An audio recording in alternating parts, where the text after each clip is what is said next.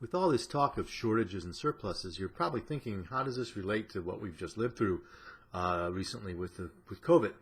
Obviously, one of the problems that we had was that stuff was in short supply and shelves were empty and we had shortages. So can we help? Is there a way we can understand that using the basic supply and demand framework that we have that we've been using? I think there is, but there's something really interesting about COVID that I want to note. So first of all, one thing to know is that many major retailers like Amazon and Walmart and other places have policies that say they will not raise prices during an emergency. And they're thinking about things like hurricanes and other natural disasters. So what they'll say, Walmart will say, is if a hurricane strikes the Gulf Coast, we won't raise prices on any of our goods. And you might be thinking, okay, well, we just talked about how important it is for prices to go up when things are scarce, and that's how you encourage more supply to come in. The thing is, if you're a big company like Walmart or Amazon or Lowe's or something like that, you can afford to not raise prices in a sense because you can move supplies from your other stores and other places in the country into the place that's been hit by the natural disaster. And certainly that's what Walmart did, for example, during Hurricane Katrina. They moved supplies of goods from other places in the country into the New Orleans area and into the Gulf Coast, and they didn't have to raise prices as a result. And they were able to largely avoid major shortages.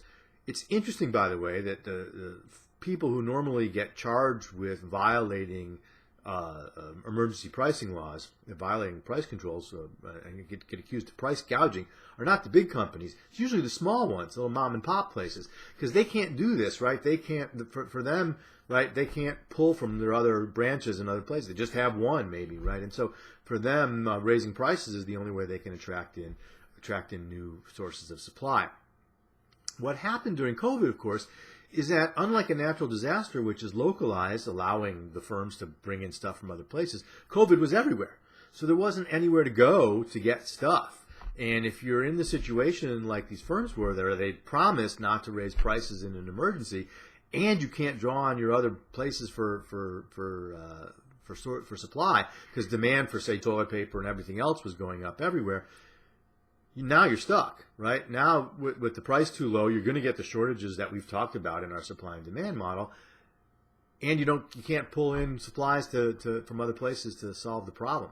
So there's a lot of other things that were going on during COVID, including problems on the supply side and so on. But certainly one thing to think about when we think about price controls and supply and demand is to recognize that during COVID, these large firms didn't have the other places to draw from, and they were in the same position as the mom and pops are, right? And we did see some of them break their promise to not raise prices, and people were pissed off about that. But again, that's the only option they have, trying to keep goods on the shelf. Remember, we talked about in the earlier videos that if one of the advantages of raising prices during an emergency like this is that it forces people to make more careful decisions about how they're going to use the product.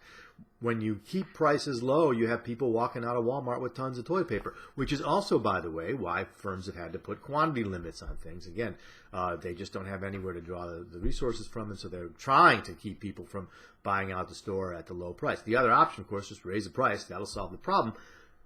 In a normal emergency, that would also attract in supply from other places, but this is not a normal emergency. This is a strange sort of thing. So the thing is a little different during COVID. One way to think about it is we talked about two advantages of raising prices during emergency. One, it forces people to make good decisions now. Two, it pulls in new sources of supply in the medium and long run. During COVID, that second part wasn't as powerful because, again, there was nowhere to draw from. But the first part was still there. And it would have been the case had firms raised prices, and the firms that did raise price saw fewer shortages and saw fewer problems because they were forcing consumers to make more careful decisions about how they used those products and what they really needed and whether they were just stocking up. So, again, good example of our supply and demand stuff we've been talking about with a little twist, given the sort of systemic nature of the problems created by COVID.